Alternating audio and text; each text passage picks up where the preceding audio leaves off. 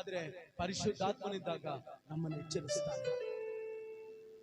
ಯೋಹಾನ ಸುವಾರ್ತೆ 16:8 ಹೇಳ್ತಾರೆ, ಪಾಪದ ಕುರಿತು, ನೀತಿಯ ಕುರಿತು, ನ್ಯಾಯ ತೀರ್ಪಿನ ಕುರಿತು ನಮಗೆ ಅರಿವನ್ನು ಕೊಡುವುದು ಪರಿಶುದ್ಧ.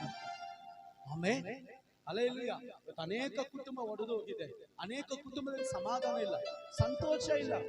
ಏನಿಲ್ಲದಾಗ ಇಬ್ರು ಸೇರಿ ಪ್ರೇಯರ್ ಮಾಡ್ತೀವಿ, ತಿನ್ನಕ್ ಊಟ ಐತಿಲ್ಲ, ಇರಕ್ ಮನೆ ಐತಿಲ್ಲ, ಇಬ್ರು ಸೇರಿ ಪ್ರೇಯರ್ ಮಾಡ್ತೀವಿ, ಸಂತೋಷವಾಗಿದ್ದೀವಿ, ಸಮಾಧಾನವಾಗಿದ್ದೀವಿ.